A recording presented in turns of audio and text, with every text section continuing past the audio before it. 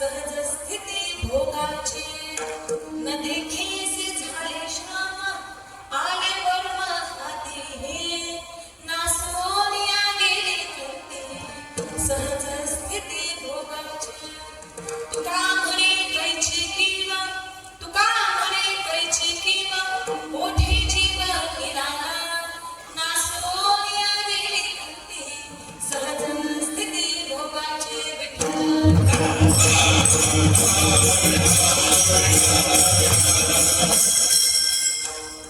प्रस्तुत प्राप्तप्रसंगी सेवेकरिता घेतलेला अभंग ज्ञानियांचे राजे योग्यांची माऊली साधकांचे मायबाप आणि वैष्णवांमध्ये अग्रगण्य असणारे ज्ञानेश्वर महाराज यांनाही भूषण वाटावे असेल छत्रपती शिवाजी महाराजांचे धर्मगुरु संत श्रेष्ठ संत शिरोमणी वैराग्याचे मूर्तिमंत देवनिवासी जगद्गुरु तुकोबाराय यांचा आज 4 चरणाचा अभंग येथे सेवेकरिता घेतलेला आहे.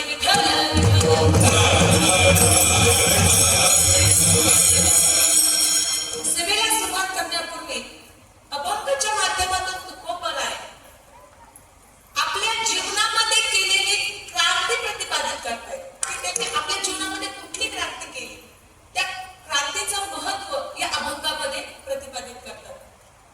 तत्पूर्वी अभंगाकडे जाण्याच्या अगोदर आपण सर्वच जण येथे किम निमित्ताने जमलेलो आहोत म्हणून अल्पसा परिहार आज या ठिकाणी आपण सर्वच जण कैलासवासी दिनकर मल्हारराव गायकवाड दादांच्या प्रथम पुण्यस्मरणाच्या निमित्ताने आपण सर्वजण त्यांना अखेरची भावपूर्ण श्रद्धांजली समर्पित करण्याकरता इथे जमलेलो आहोत. आज दादांचा गायकवाड परिवाराच्या इथे गायकवाड परिवाराच्या वतीने प्रथम पुण्यस्मरणाचा विधी आणि त्या निमित्ताने आपण सर्वजण इथे जमलेलो आहोत. आज प्रथम पुण्यस्मरणाच्या निमित्ताने आपण सर्वजण इथे जमलेलो आहोत. दिनकरराव मल्हारराव गायकवाड यांचाच प्रथम पुण्यस्मरणाचा विधी आहे. दादांचं आयुष्य पाहायचं झालं तर किर्लोस कंपनी फुरसुंग येथे त्यांनी 35 वर्ष नोकरी त्यांनी तिथे केली. खूप शांत असा स्वभाव, मन मिळावं असा दादांचा स्वभाव आणि सर्वात महत्वाची गोष्ट म्हणजे वारकरी संप्रदाय जपणारा असे हे व्यक्तिमत्व आज आपल्यातून हरवून 1 वर्ष गेले. इहलोक सोडून प्रसिद्धे इहलोक सोडून परलोकी त्यांचं गमन झाले. तसं पाहायला गेलं तर घरातला जर कर्ता पुरुष असतो ना तो गेल्यानंतर कुटुंबावरती जी शोककळा लागते ना ते आमचे रवींद्रदाजी आणि विनोददाजी यांच्या माध्यमातून आज आमचे बंधू सोमनाथ दादा यांच्यामुळे आज इथे हा कीर्तनाचा योग आला. सोमनाथ दादा म्हणजे आमचे बंधू, त्यांना सुद्धा आजपर्यंतची तुमची इथं जी लागली ती सुद्धा या दिनकर दादांमुळेच. आजपर्यंत त्यांनी सुद्धा कोंडापुरीमध्ये 10-15 वर्षाचा कालावधी घालवलाय, तो सुद्धा दिनकर दादांमुळेच. असे शांत स्वभावाचे मन विसाळू असे हे दादा आणि आज त्यांचं प्रथम पुण्यस्मरण त्यांच्या गायकवाड कुटुंबियांच्या वतीने येथे संपन्न होत आहे. त्यांच्या पत्नी ज्या चिन्हांकित आहेत शालिनी दिनकरराव गायकवाड, त्यांचे बंधू बाजीराव मल्हारराव गायकवाड, त्यांचे दुसरे बंधू नामदेव मल्हारराव गायकवाड आणि दादांचे दोन्ही मुलं रवींद्रदाजी दिनकरराव गायकवाड, विनोददाजी दिनकरराव गायकवाड आणि एक मुलगी आहे वर्षा चंद्रकांत मोरादे. दादांच्या ज्या सुना आहेत त्या सुनीताताई रवींद्र गायकवाड आणि वैशालीताई विनोद गायकवाड असा हा दादांचा कुटुंबीय. आणि या कुटुंबियांच्या वतीने आज इथे प्रथम पुण्यस्नानाचा विधी होत आहे.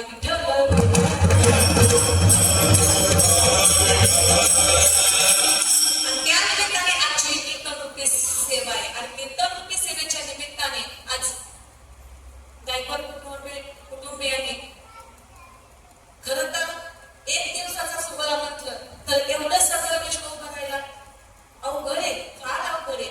महिला गोष्टी मंडळे, खांडेकर महाराजांची संस्था, खेडेकर महाराजांची संस्था, संस्थेतील मुलं, गायक, वादक हा सगळा जमाव एक दिवसाच्या कार्यक्रमाकरता जमवण्यासाठी खूप अट्टहास लागतो. पण गायकवाड कुटुंबियांच्या वतीने आज तो अट्टहास त्यांनी इथं पूर्ण केलाय का? कारण ते वारकरी संप्रदाय जपणारे होते. त्यांच्या पाठोपाठ आमचे रवींद्रदाजी असतील, वैशालीताई असतील, ते सुद्धा वारकरी संप्रदाय जपतायत.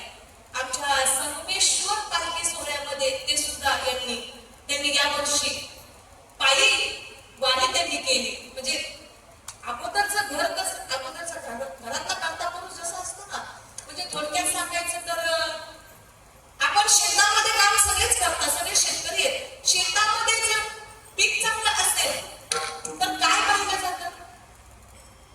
शेतातलं पीक जर चांगलं असेल तर त्या शेताची अगोदर काय केली जाते? ती माती चेक केली जाते. ती माती त्या क्वालिटीची आहे म्हणून पीक कसं आहे? एक नंबर आहे. अगदी त्याच पद्धतीने आज दिनकर दादांचे जे संस्कार आहेत ते आज आपल्याला एका मुलांच्या त्यांच्या माध्यमातून दिसतात.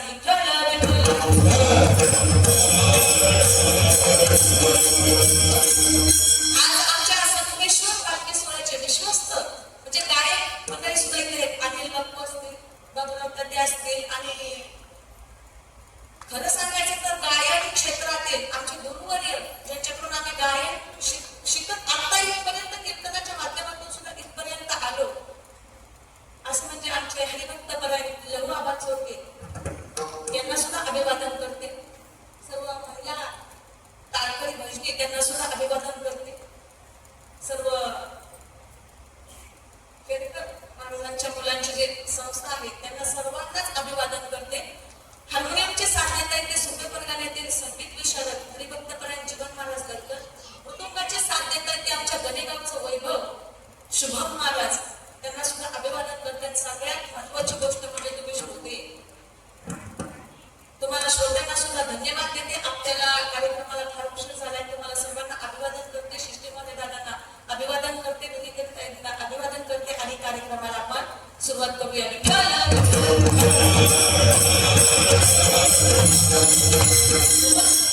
आज ते या ठिकाणी प्रथम पुण्यस्मरणाचा विधी गायकवाड परिवाराच्या वतीने होत आहे. त्या निमित्ताने कीर्तन रूपी सेवा आहे. काय आहे? कीर्तन रूपी सेवा आहे. मुळातच आज इथं काय प्रथम पुण्यस्मरण आहे, वर्ष श्राद्ध आहे. आजच्या या दिवसाला 3 नावाने संबोधलं जातं. पुण्यस्मरण, वर्ष श्राद्ध आणि तिसरं नाव आहे त्याला कुठलं? आत्ममुक्ती दिन. आता वर्ष श्राद्ध का म्हणतात बरं? कारण ते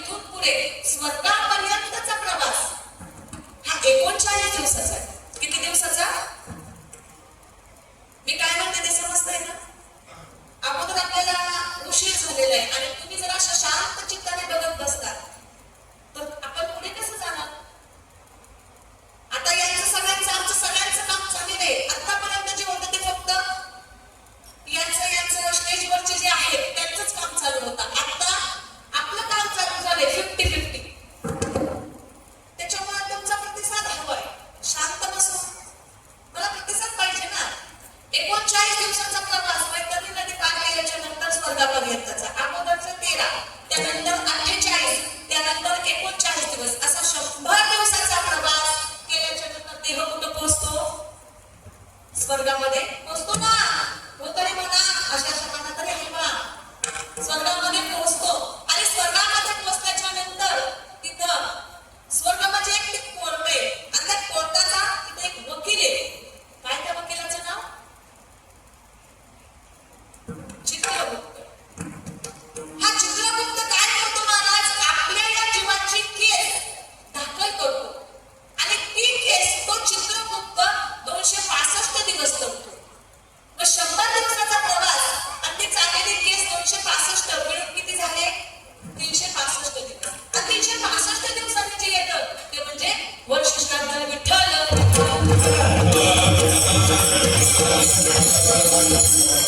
सर्वात प्रथम वर्ष श्राद्ध याचा दुसरं नाव आहे प्रथम पुण्यस्मरण. काय हो? आपण आजच्या दिवशी काय पुण्य केले, काय बरोबर आहे, किती चूक किती बरोबर याचं पुण्याचं स्मरण असते ते वरती केले जातं. आयुष्यामध्ये किती विहित कामं केलेत, किती सत्कर्म केलेत, त्याच्या पुण्याचं स्मरण आनंद तिथे केलं जातं म्हणून याला पुण्य स्मरण असं म्हणतात. दुसरी गोष्ट, आज याला आत्ममुक्ती दिन म्हणतात. आजच्या दिवशी या आत्म्याला मुक्ती मिळते म्हणून याला आत्ममुक्ती दिन असं म्हणतात. विठ्ठल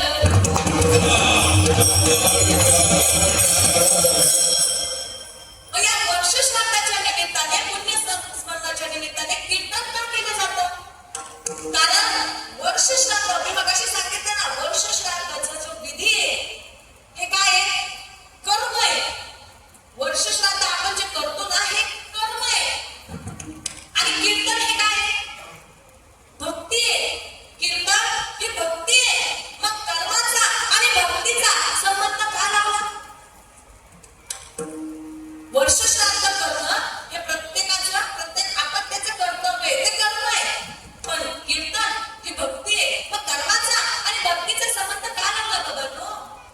कारण कर्म हे अतिशय सूक्ष्म आहे आणि कर्म करत असताना माणसाकडून ज्ञान अज्ञानपणे चुका ह्या होतातच. अतिशय सूक्ष्म कर्म आहे. मग त्या कर्म करत असताना माणसाकडून ज्ञान अज्ञानपणे चुका होतात. मग त्या चुका भरून काढण्याकरता काय केलं जातं? कीर्तन केलं जातं. विठ्ठल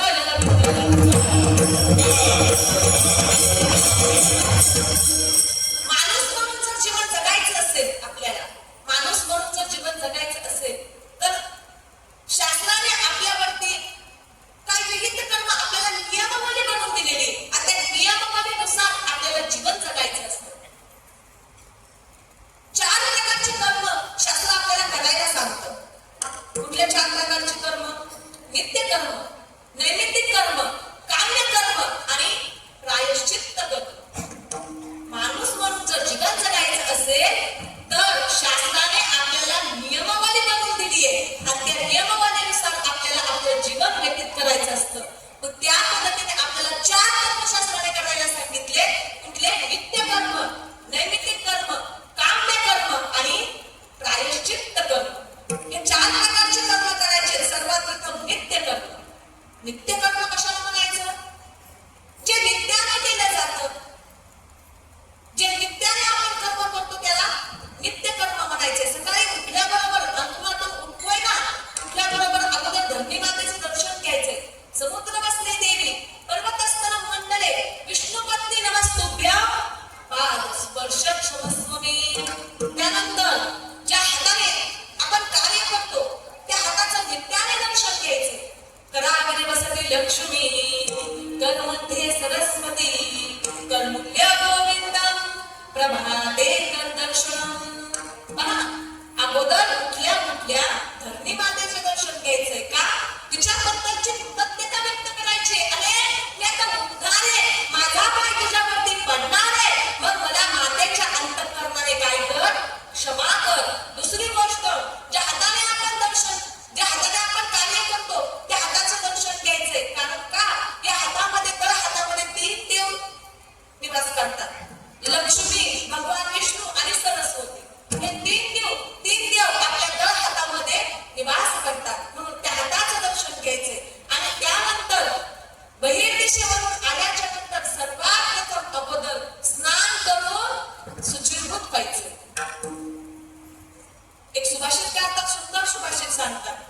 शतं विहाय भोक्तव्यं सहस्रस्नानं समाचरेत् लक्षं विहाय दानत्वं कोटिं कृत्वा हरिस्मरेत्. सुभाषितकार सांगतात शतं विहाय भोक्तव्यं म्हणजे तुमच्या समोर 100 कामं आहेत की 100 कामे बाजूला सारा आणि सर्वात प्रथम काय करा, भोजन अगोदर करा. आपल्या समोर भोजन तयार आहे, आपल्याला भूक लागली आहे, तर त्या अन्नाचा अवमान करू नका. आपली भारतीय संस्कृती काय सांगते, अन्न हे पूर्ण ब्रह्म. मग त्या अन्नाचा अवमान न करता आपल्याला भूक लागली आहे, तर अन्न तयार आहे, मग सर्वात प्रथम 100 कामे बाजूला सारा आणि सर्वात प्रथम काय करा, भोजन अगोदर करून घ्या. शतं विहाय भोक्तव्यं सहस्रस्नानं समाचरेत्. त्यानंतर सुभाषितकार सांगतात की आपल्या समोर 1000 कामे आहेत, आपल्या समोर 1000 कामे, ते 1000 कामे बाजूला सारा आणि काय करा, स्नान करा. 100च्या किती पटीने 1000,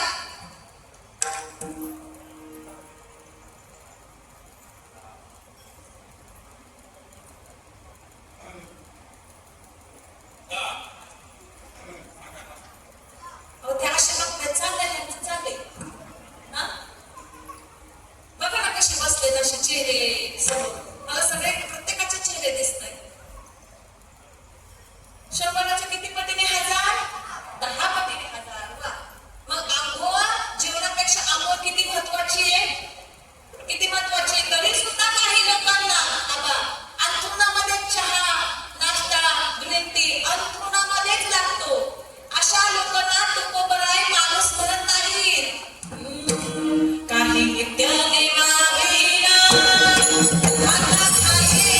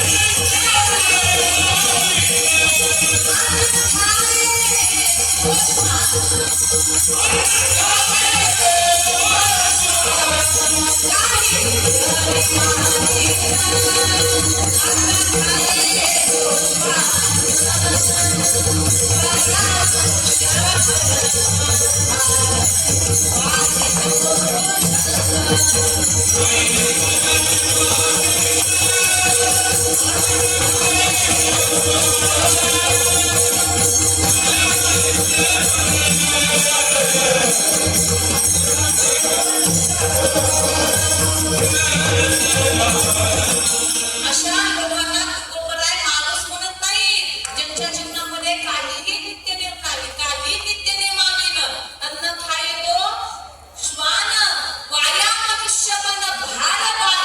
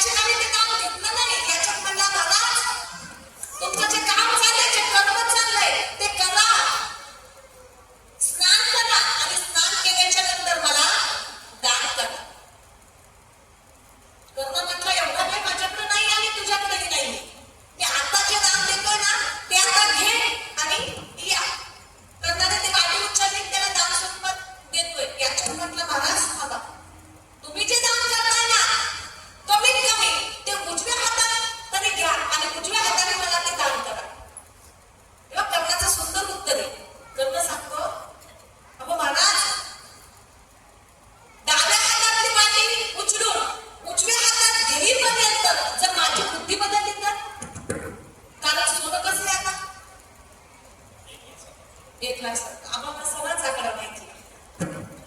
1,17,000 एवढे झाले. 1,17,000 मग एवढी मोठी सोन्याची वाटी जर तुम्हाला देईपर्यंत डाव्या हातातून उजव्या हातात घेईपर्यंत जर बुद्धी बदलली तर अरे 1,17,000 झाले. अजून 4 वर्ष 4 लाख होईल.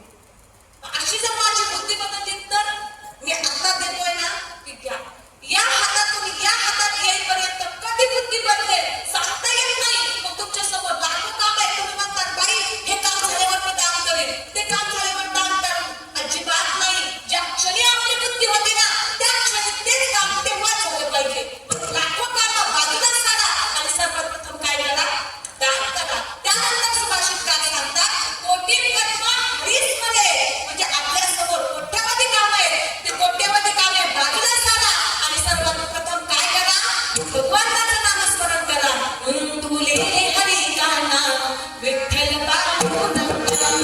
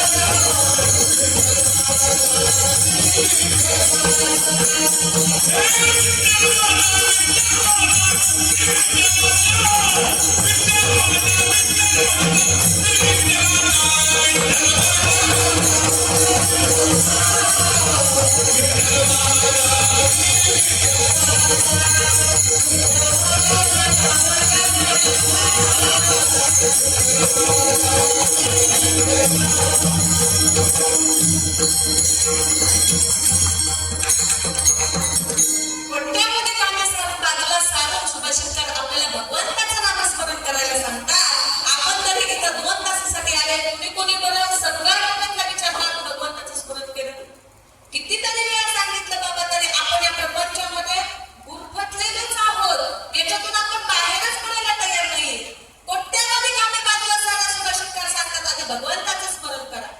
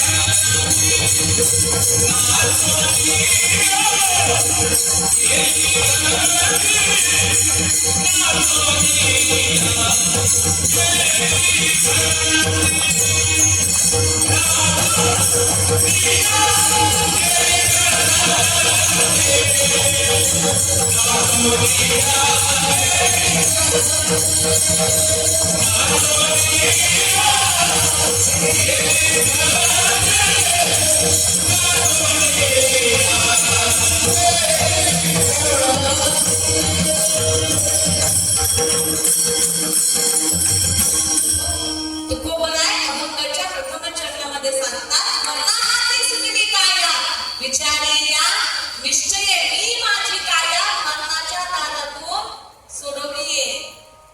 या दिशेने आपल्याला प्रवास करायचा आहे, पण आपला प्रवास त्या दिशेने जात नाही बाबा.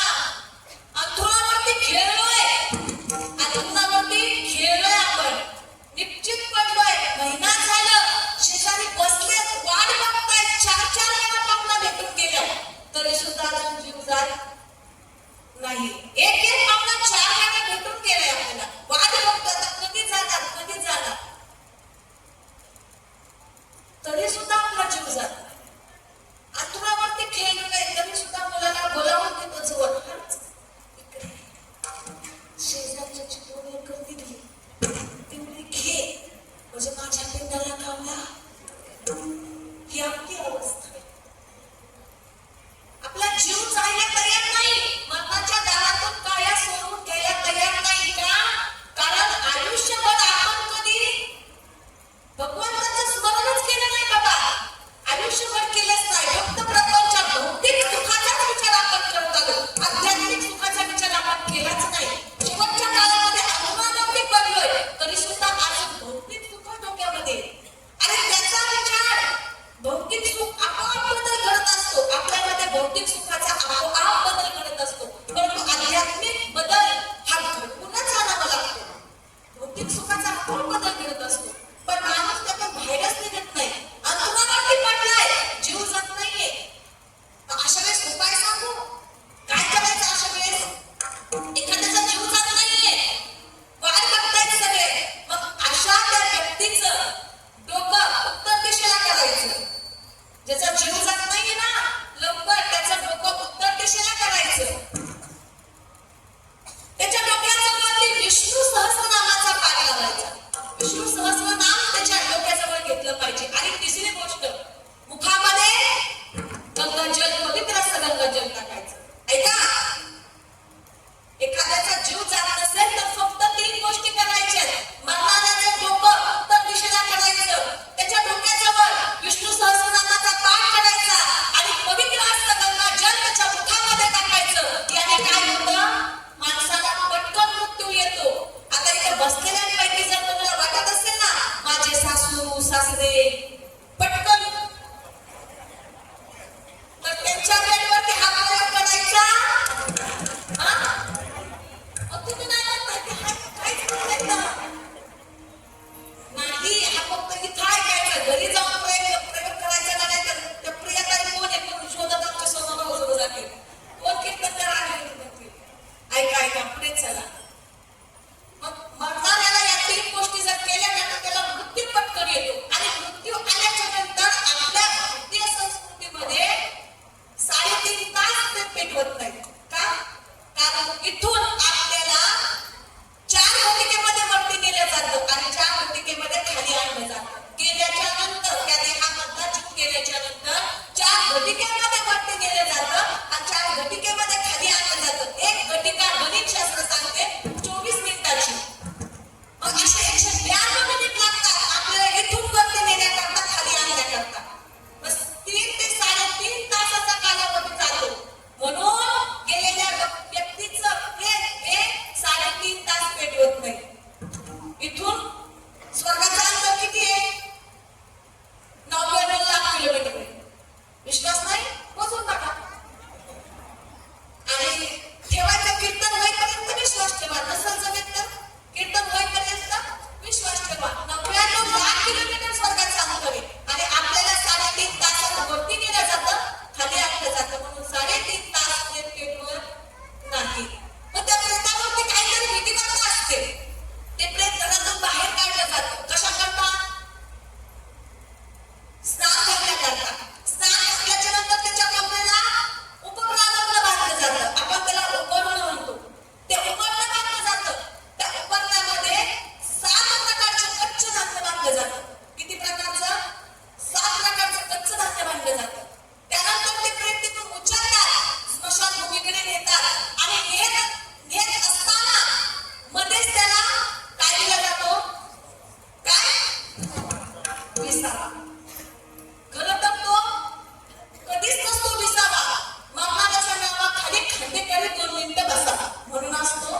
विसावा.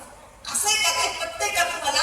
असं नाही बाबा. ते तिथं काही प्रक्रिया केली जाते. त्या विसाव्याच्या ठिकाणी आपण उपारण्यामध्ये 7 प्रकारचे कच्चं धान्य घालतो.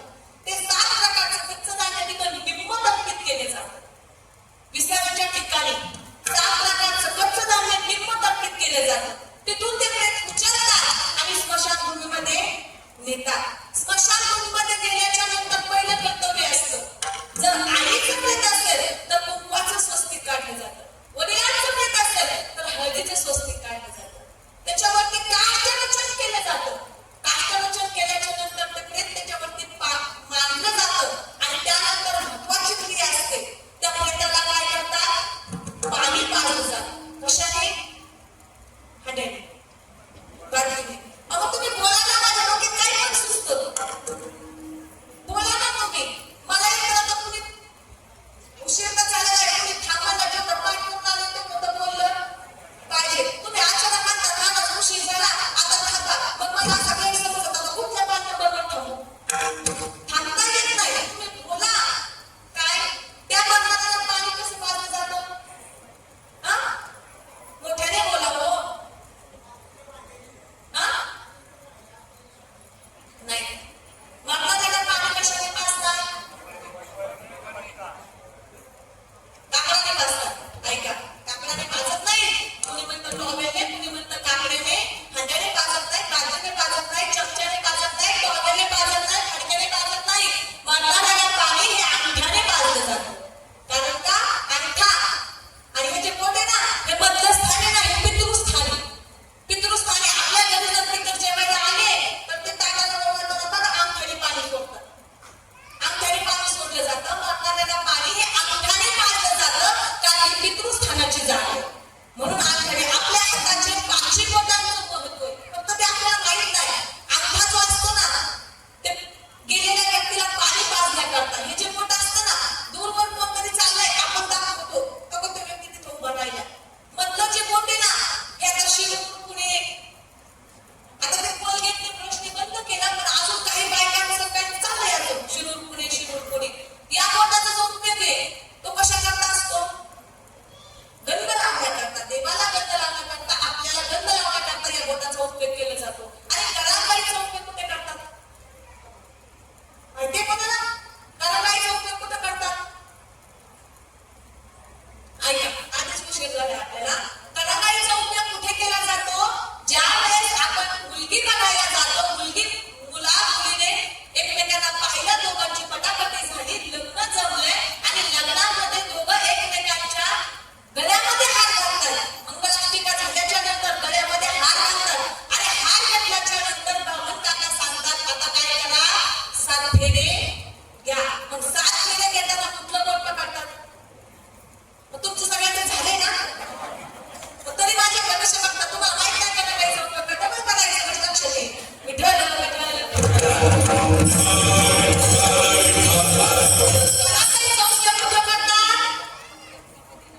लग्नामध्ये ऐका, आपली भारतीय संस्कृती एवढी श्रेष्ठ आहे, एवढी श्रेष्ठ आहे.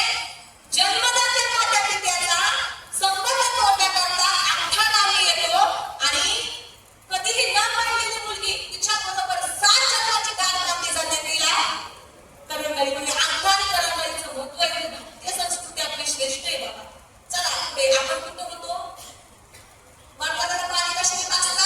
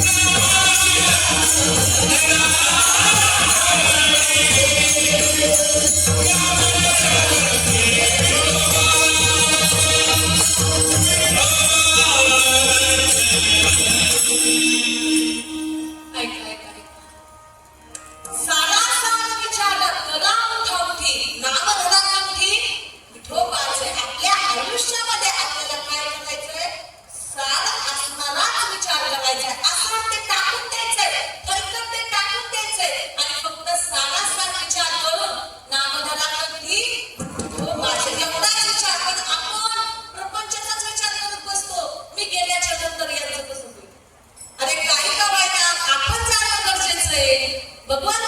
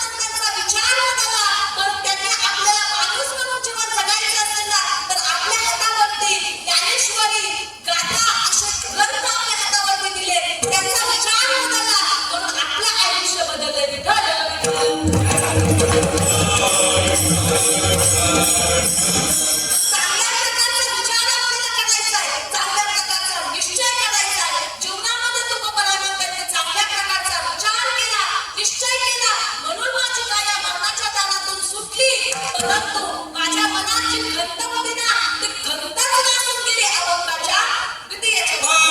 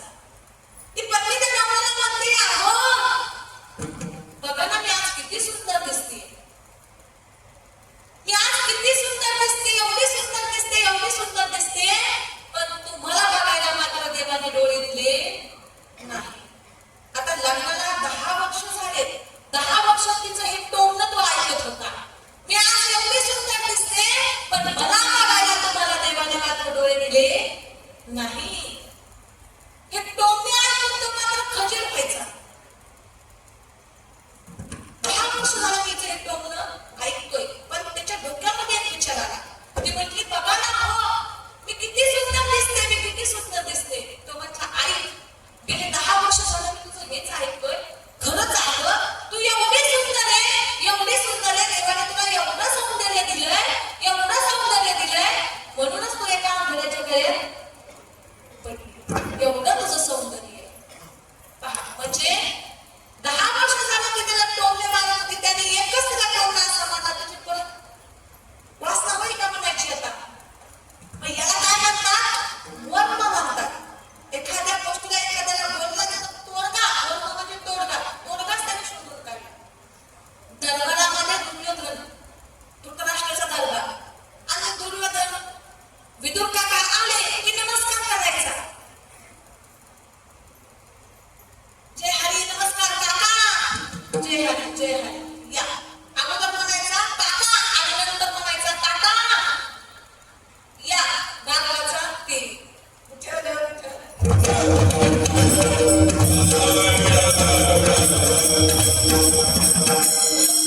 दासीपुत्र अगोदर काका म्हणायचा, काका जय हरी. या म्हणायचा दासीपुत्र पुढे म्हणायचा. अगोदर दुर्योधन विदुर काकांना अगोदर काय करायचा? सन्मान द्यायचा, काका म्हणायचा, या म्हणायचा, आणि पुढे म्हणायचा दासीपुत्र. दरबारात शिरल्याबरोबर विदुर काकांची मान खजील व्हायची, मान खाली घालून दरबारात बसायची.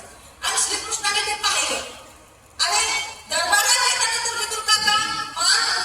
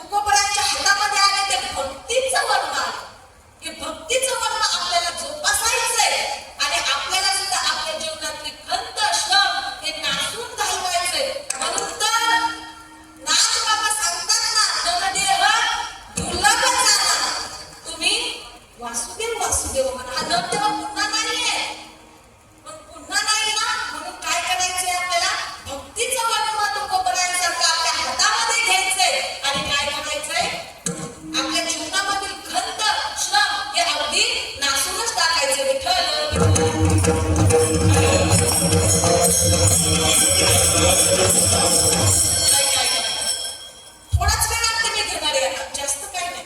तुकोबराय सांगतात शेवटच्या चरणामध्ये, तुका म्हणे कैची जीव कोठे जीव निराळा. या चरणाकडे जाण्यापूर्वी सर्वांनी आपले दोन्ही हाती वर करा आणि भगवंताचं स्मरण अगदी मनापासून करा. विठोबा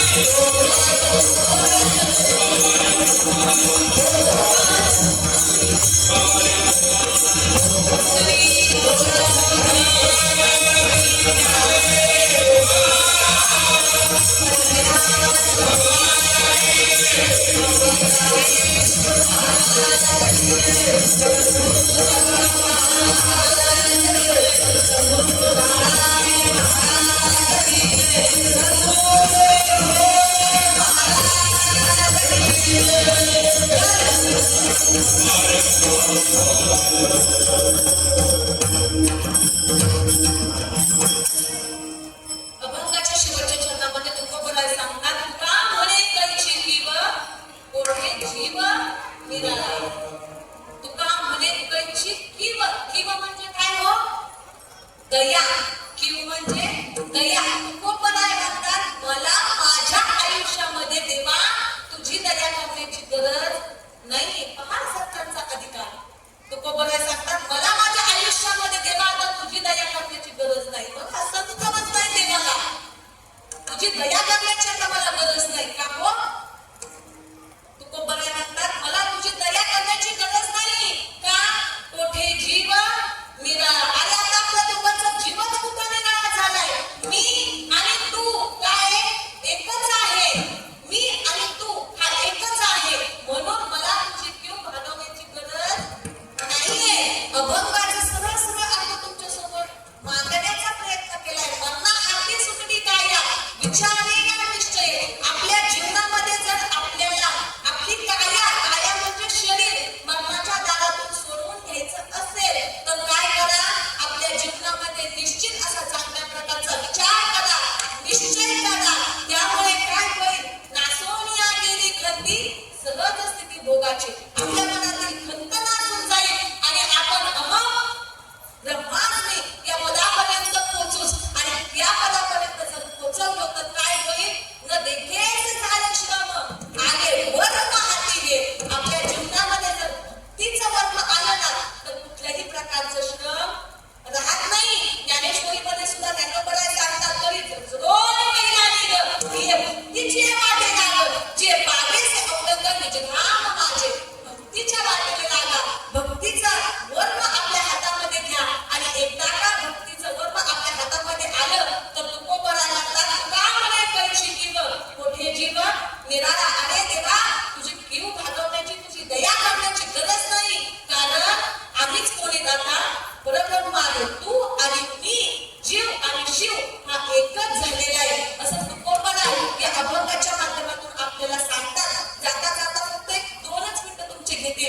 आयुष्यामध्ये जीवन जगत असताना फक्त 2 गोष्टी लागतात. आयुष्यामध्ये जीवन जगत असताना फक्त 2 गोष्टी लागतात. पहिली गोष्ट म्हणजे बाप आणि दुसरी गोष्ट म्हणजे पाप. जर पापाला घाबराल तर परमार्थ चांगल्या प्रकारचा होईल.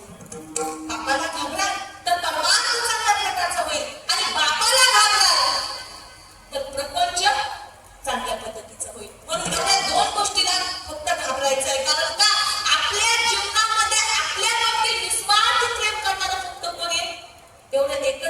व्यक्तिमत्व आहे. आज या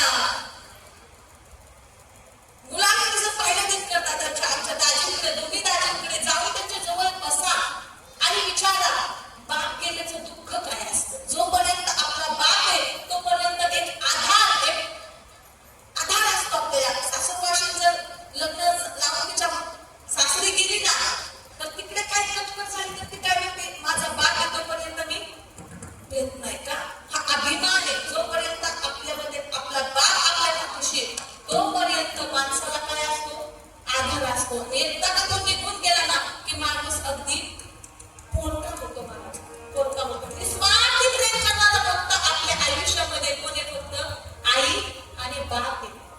गावामध्ये दसऱ्या दिवाळीच्या दिवशी अख्ख्या गावाच्या पाया पडा, अख्ख्या गावाच्या पाया पडा आणि घरी आल्याच्या नंतर तुम्ही आपल्या आई बापाच्या पाया पडा. फरक सांगू, अख्ख्या गावाच्या पाया पडलात ना तरी डोक्यावरून पाठीवरून हात फिरून कुणी देखील आशीर्वाद देत नाही. पण घरी आल्याच्या नंतर आई बाबाच्या पाया पडल्यावरती आई बाप डोक्यावरून पाठीवरून हात फिरवून आपल्याला आशीर्वाद देतात. एवढं निस्वार्थी प्रेम आपल्यावरती करतात. क्रिकेट मुलं आताच्या टीव्हीला बघतात, क्रिकेट बघतात. तो रोहित शर्मा असेल, बरेच क्रिकेटर मला माहित नाही, मला काही त्याचं वेळ नाही, टीव्ही म्हणजे वेळच नाही. ते क्रिकेटरने जर 100 धावा पूर्ण केल्या तर मुलं आनंद व्यक्त करतात, फटाके वाजवतात. का? त्याने शतक पूर्ण केलं म्हणून. काही मिनिटांमध्ये त्याने त्या 100 धावा पूर्ण केल्या म्हणून मुलं आनंद साजरा करतात, पार्ट्या करतात, फटाके वाजतात. पण फटाके वाजवतात पण कधी हे लक्षात आले का की अरे आपला बाप उन्हामध्ये त्या बैलांच्या पाठीमागे हजारो धावा पूर्ण करतो. कधी आपलं लक्ष गेलं? लक्ष जात नाही बाबा आपलं. आयुष्यभर कष्ट केले, शेतामध्ये राब लागते, ऊस असेल, कांदा असेल, कापूस असेल, कपाशी असेल, शेती करत करत मुलांना आयुष्यभर घडवतो, शिक्षण देतो आणि शिक्षण दिल्याच्या नंतर नोकरीला आपलं टाकायचंय आणि तिकडून फोन येतो बाबा 25 लाख रुपयांची गरज आहे, 25 लाख रुपयांची गरज आहे. पण बापाने आतापर्यंत शेती करून कष्ट करून आपल्या हातामध्ये जे काही पैसा जमा केला एका मिनिटामध्ये काढला आणि मुलाच्या हातामध्ये दिला. विचार नाही केला अरे त्याला 25 लाख रुपये दिले तर आता हा नोकरीला लागेल, लग्न करेल आणि इकडेच त्याचा संसार थाटेल. माझ्या पुढची व्यवस्था काय? त्याच्या मनामध्ये विचार नाही आला. आयुष्यभर केलेल्या कष्ट केलेल्या जमापुंजी साठवलेली एका मिनिटामध्ये आपल्या मुलाच्या हातामध्ये दिली. त्या पालकाचं नाव आहे बाप. त्याला वाईट कधी वाटतं? जाणले कधी? त्याला वाईट कधी वाटतं? 70 वर्षाचा बाप आहे आणि तो 70 वर्षाचा बाप 4 पायाच्या बैलाला घेऊन शेतामध्ये गेला.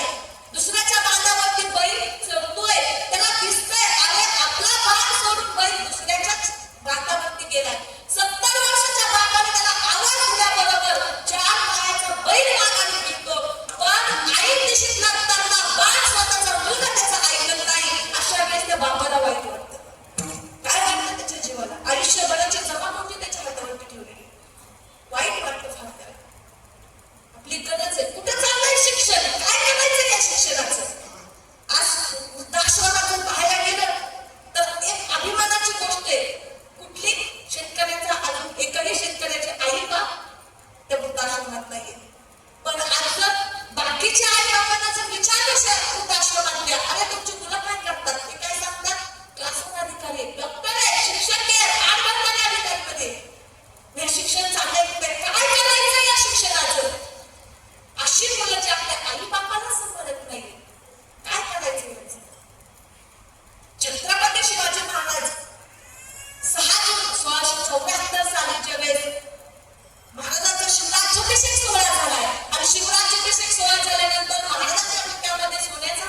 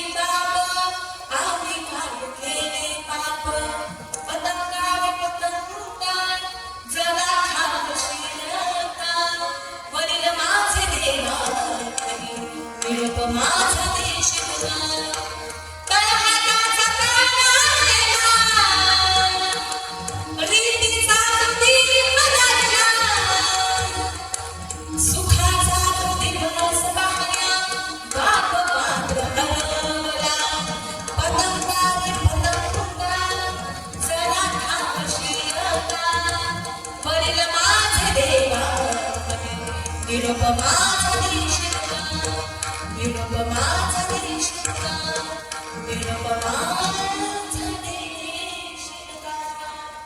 आज या ठिकाणी रवींद्रदाचे असतील, विनोदाचे असतील किंवा सुमित्रताई असतील, त्या तिघांजवळ संध्याकाळी कार्यक्रम झाल्याच्या नंतर बसा जाऊन जवळ विचारा काय असतं बाप गेल्याचं दुःख काय असते ताई सांगू शकते. जोपर्यंत आपले आई बाप घरात येतात तोपर्यंत मुलींना कुठल्याही गोष्टीची कमी पडत नाही, म्हणजे भाऊ कमी करत नाही अशातला तो भाग नाही, पण एक आधार आपल्या जीवाला असतो. एखादा मुलगा जर निवडून आला ना, निवडून आल्याच्या नंतर घरामध्ये आलाय पत्नी मग काय करते, औक्षण करून घरामध्ये घेते, पण घरामध्ये आल्याच्या नंतर आपल्या भिंतीवरती गेलेल्या बाबाचा फोटो पाहिल्याच्या नंतर मनामध्ये किती वाईट वाटतं, फार वाईट वाटतं. जोपर्यंत आपले बाप हयात आहेत तोपर्यंत असं कार्य करा की त्यांची छाती अभिमानाने फुगेल, असं कार्य करा. आज या ठिकाणी आमचे विनोददादा असतील, विनोदाचे असतील किंवा रवींद्रदाचे असतील, यांच्या माध्यमातून आज हा कीर्तनाचा योग इथं आलेला आहे. आमचे बंधू सोमनाथ दादा यांनी आज कीर्तनमूर्ती सेवा मला इथे करण्याची संधी दिली. या सर्वांना मी अभिवादन करते, धन्यवाद देते. आणि सेवा सादर करत असताना मृदुंगाची साथ करतायत ते गणेगावचे शुभम महाराज आणि हार्मोनियमची साथ देत आहेत ते सुपेतील आमचे जीवन महाराज दत्तर, गायनाची साथ देत आहेत ते आमच्या सोमेश्वर पालखीचे विश्वस्त अनिल महाराज निंबाळकर, गायनाचे दुसरे गायनाचे साथ करतायत ते बाबूराव महाराज जगताप, तिसरे आहेत ते म्हणजे माझे चिरंजीव रुद्राक्ष महाराज जगताप, आणि सर्वात महत्वाचे गायनाचे ज्यांनी तुमचं अंतःकरण हिरावून घेतलं असे म्हणजे आमचे गुरुजी, गायन क्षेत्रातले आमचे गुरुजी हरिभक्त परायण लघु आवाज होते, त्यांनाही धन्यवाद देते. सर्व महिला कार्यकरी भजन यांना सुद्धा धन्यवाद देते. जी संस्था आहे खेडकर महाराज, मुलांची संस्था आहे, खेडकर महाराजांच्या संस्थेला सुद्धा धन्यवाद देते. तुम्ही सर्व श्रोते तुम्हाला सुद्धा धन्यवाद देते. आणि सृष्टी महाराजांचा अतिशय सुंदर साऊंड, अतिशय सुंदर सृष्टी. आणि माझ्यासोबत माझे पती आलेले त्यांना राजेंद्रराव जगताप त्यांना सुद्धा धन्यवाद देते. आणि सेवेला तिथं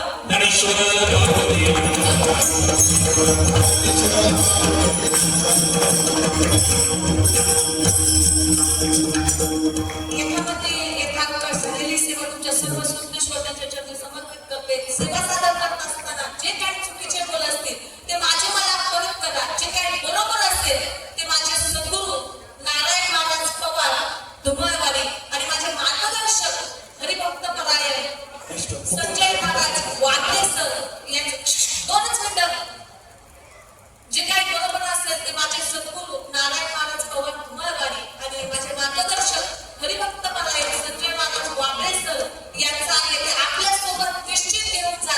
आणि आजपासून खरी जर भावपूर्ण श्रद्धांजली दादांना व्हायची असेल, दादांचं कार्य बघितलं तर वारकरी संप्रदाय जपणारा मन मिळावं असा स्वभाव, खरी भावपूर्ण श्रद्धांजली जर व्हायची असेल तर आजपासून झालेल्या अपघाताचं चिंतन लक्षात आणा, आपली काया मानाच्या दारातून सोडवा, एवढीच सर्वांना विनंती करते. आणि